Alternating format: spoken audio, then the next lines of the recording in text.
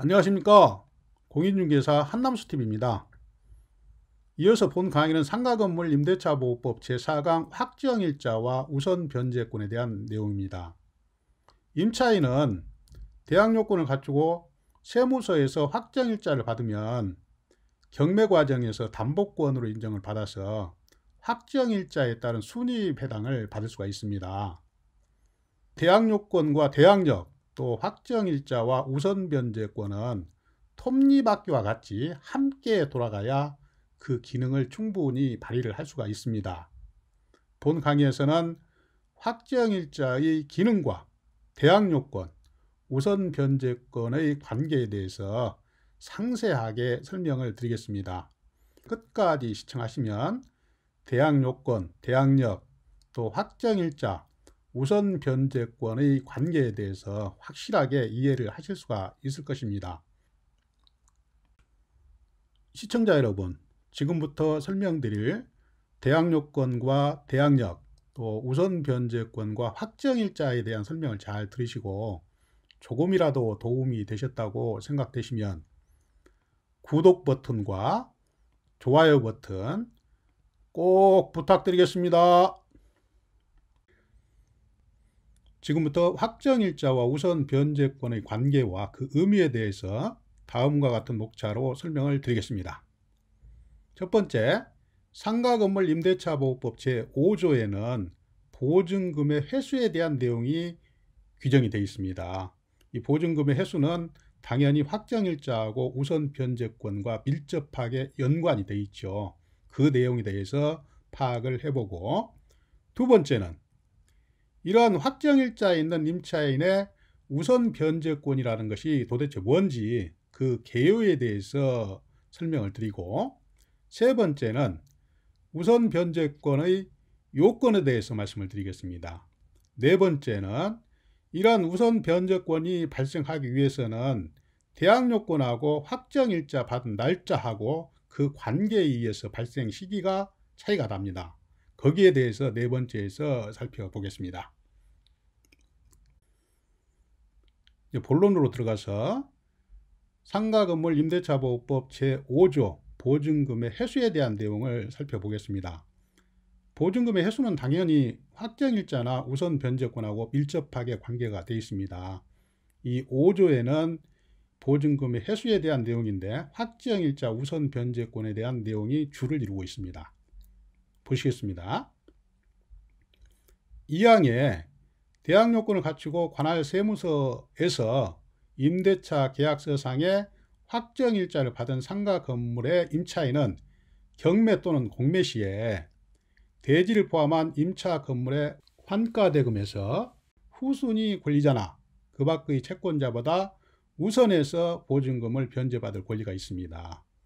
요약해서 말씀을 드리면 대항요건을 갖추고, 그러니까 사업자 등록 신청하고 상가 건물을 인도를 받고 임대차 계약서상의 확정일자를 받았으면 그 확정일자에 따라서 우선 변제권을 행사할 수가 있다. 그 날짜에 따라서. 그 다음에 3항이죠. 임차인은 임차 건물을 양수인에게 인도하지 아니하면 이 제2항에 따른 보증금을 받을 수 없다, 이런 얘기예요. 임차인이 배당을 받았으면 그 배당금을 수령하기 위해서는 매수인한테 명도 확인서를 받아가지고 법원에 공탁계에 제출을 해줘야 비로소 배당받은 임차 보증금을 찾을 수가 있다. 다음 두 번째는 확정일자에 있는 임차인의 우선변제권의 개요에 대해서 설명을 드리겠습니다. 이 내용은 전 슬라이드에서 말씀드린 상가건물 임대차보호법 제5조의 내용을 다시 한번 반복해 놓은 것입니다. 보시면 상가건물의 인도와 사업자 등록 신청과 또 확정일자를 받은 임차인은 경공매 시 확정일자에 따라서 환가대금에서 후순위 권리자보다 우선해서 보증금을 배당받을 권리가 있다. 확정일자에 있는 임차인의 우선변제권을 얘기한 것이죠. 이 경우에 임차인은 배당금을 수령하기 위해서는 임차 건물을 인도를 하고 또 매수자한테서 명도 확인서를 받아가지고 공탁계에 제출을 해야 배당금을 수령할 수 있다. 그 내용도 상가건물 임대차 보호법 제5조에 정확하게 명시가 되어 있습니다. 또 세 번째는 이 우선 변제권은 지역별 환산 보증금을 초과하면 적용을 받을 수가 없습니다. 제가 전 강의에서 원칙적으로 상가건물 임대차 보호법의 적용을 받기 위해서는 지역별 환산 보증금의 범위 내에 들어와야 되는데 예외적인 사항이 대항력을 비롯해 가지고 6개가 있었죠. 그런데 거기에 우선 변제권은 포함이 되지 않았기 때문에 우선 변제권을 행사하려면 임차인의 보증금이 지역별 환산 보증금 범위 내에 반드시 들어와야 된다는 얘기예요. 가장 중요한 지역별 환산 보증금 범위 내에 있어야 우선 변제권을 행사할 수가 있다. 이런 내용을 이 슬라이드에서 설명을 드리는 것입니다. 다음 세 번째로 우선 변제권의 발생 요건에 대해서 설명을 드리겠습니다. 우선 변제권이 발생하려면 반드시 확정일자를 받아야 됩니다. 확정일자가 없으면 우선 변제권이 없어요. 그래서 우선 변제권의 발생 요건, 확정일자를 비롯해서 몇 가지로 정리를 해서 말씀을 드리겠습니다. 첫 번째, 임차인이 우선 변제권을 행사하기 위해서는 보증금이 지역별 환산 보증금 범위 내에 들어와야 됩니다. 반드시 우선 변제권은 임차인의 보증금이 지역별 환산 보증금 범위 내에 들어와야 우선 변제권 행사를 할 수가 있어요. 두 번째, 대항 요건을 갖추고 확정일자를 받아야 돼요. 여러 번 설명을 드렸습니다. 우선 변제권 행사를 하려면 반드시 임대차 계약서상의 확정일자를 받아 놔야 된다. 세 번째는 이러한 우선 변제권을 행사하기 위해서는 2항에서 말씀드린, 그러니까 대항 요건 플러스 확정일자 요건이 배당 요구 종기까지 유지가 되고 있어야 돼요. 그래야 우선 변제권 행사를 할 수가 있습니다. 네 번째는 이러한 임차인이 배당 요구 종기까지 배당 요구를 해야만 배당을 받을 수가 있어요. 주택이나 상가나 모두 임차인이 배당을 받으려면 일정한 요건을 갖추고 배당 요구 종기까지 반드시 배당 요구를 해야 됩니다. 그렇지 않으면 배당을 받을 수가 없어요. 못 받았다고 해서 배당 이의 대상도 아닙니다. 반드시 상가, 주택 임차인은 배당받기 위해서는 일정한 요건을 갖추고, 여기서 일정한 요건이라 하면 대항 요건과 확정일자죠. 이러한 요건을 갖추고 배당 요구를 해야 된다는 얘기예요. 그런데 원칙적으로는 임차인이 배당 요구를 해야 배당을 받을 수가 있는데 경매 개시결정 기입등기 이전에 임차권 등기를 했다. 그럴 경우에는 구태여 배당 요구를 하지 않아도 됩니다. 왜냐하면 경매 개시결정 기입등기 이전에 등기부에 임차권 등기가 되어 있기 때문에 경매법원에서는 이 등기부를 보고 등기부에 기입되어 있는 금액을 기준으로 해서 배당을 해주기 때문에 이런 경우에는 배당 요구를 안 해도 된다. 마지막으로 이 네 가지 사항은 경매나 공매 절차에서만 해당되는 사항입니다. 일반 거래에서는 해당이 없어요. 다음은 네 번째로 우선 변제권의 발생 시기에 대해서 설명을 드리겠습니다. 우선 변제권이 발생하기 위해서는 일단 대항 요건을 갖추고 또 임대차 계약서상의 확정일자를 받아야 우선 변제권이 발생이 됩니다. 따라서 이 대항 요건을 갖춘 시점하고 확정일자를 받은 시점이 틀릴 수가 있기 때문에 우선 변제권은 그 케이스마다 발생한 그 시기가 틀려요. 거기에 대해서 살펴보겠습니다. 세 가지로 구분을 해서 살펴보겠습니다.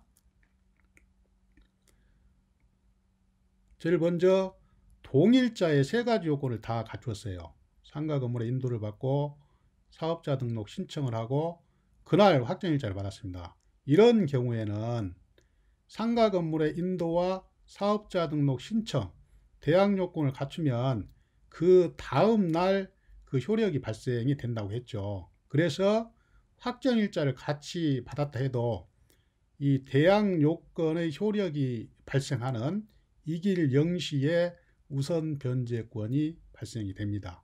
이 세 가지 요건이 다 충족될 때 확정일자의 효력이 발생해서 확정일자에 따른 우선 변제권이 생긴다. 두 번째는 확정일자를 먼저 받고 대항요건을 다음에 갖췄다. 이런 경우에는 상가 건물의 인도와 사업자 등록 신청, 그러니까 대항요건을 모두 갖춘 날 다음 날 0시에 우선 변제권이 발생한다. 확정일자를 먼저 받았다 해도 대항요건이 늦게 완성이 됐기 때문에 대항요건이 최종적으로 완성된 날 이길 0시에 우선 변제권이 발생한다는 얘기예요.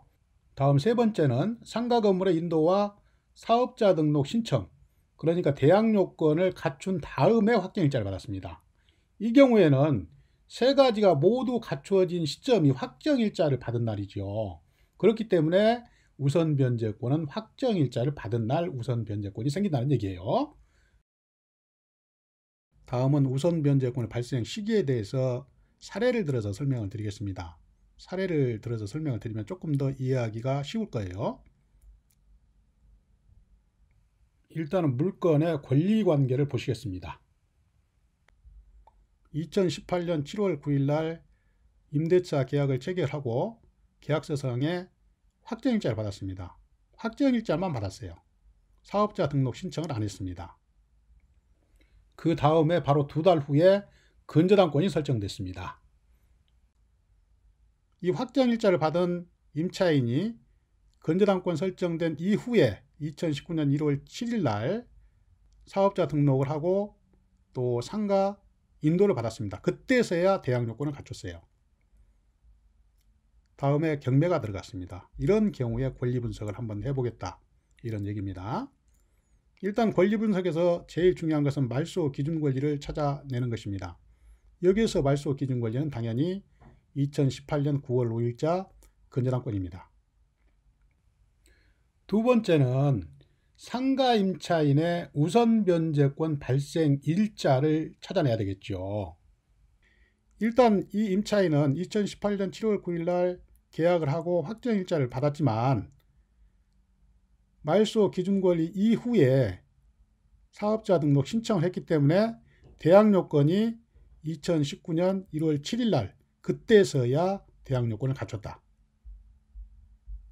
그래서 이 확정일자를 받은 임차인은 배당 순위가 근저당권 이후가 된다는 얘기예요. 왜냐하면 확정일자하고 대항요건을 모두 갖춘 날짜가 2019년 1월 7일, 이때가 바로 우선 변제권을 취득하는 날짜입니다.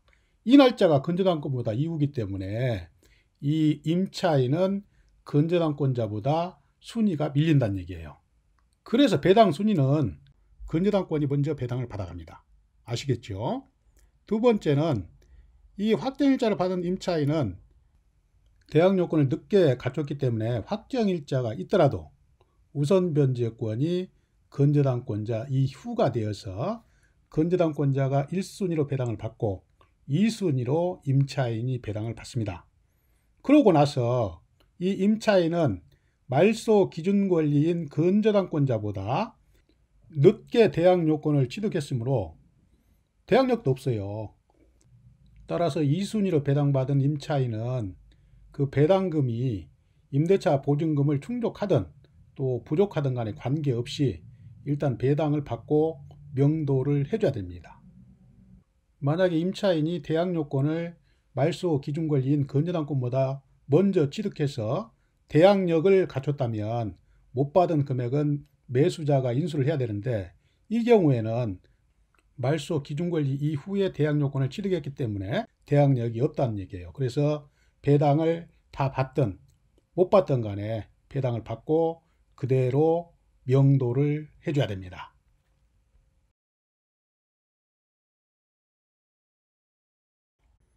여러분, 지금까지 장시간에 걸쳐서 상가 임차인의 대항요건과 대항력, 또 확정일자와 또 우선 변제권에 대해서 소상하게 설명을 드렸습니다.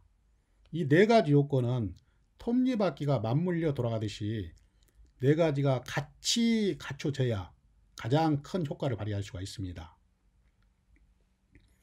저는 앞으로도 부동산 관련 강의, 그러니까 주택 상가건물 임대차 보호법, 권리 분석 및 배당 사례, 유치권 사례, 또 법정지상권, 부동산 상식 등의 주제로 알차게 강의를 준비해서 계속 여러분들을 찾아뵙겠습니다. 항상 건강하시고 다음 강의에서 또 뵙겠습니다. 감사합니다. 안녕히 계십시오. 여러분 잠깐만요. 드릴 말씀이 있습니다. 시청자 여러분, 지금까지 확정일자와 우선 변제권에 대해서 정말로 최선을 다해서 강의를 했습니다. 마지막으로 부탁드릴 것은 구독 버튼과 좋아요 버튼 잘 부탁드리겠습니다. 이 구독과 좋아요 버튼은 강의하는 저에게 힘의 원천이 됩니다. 꼭 좀 눌러주시기 바랍니다. 감사합니다.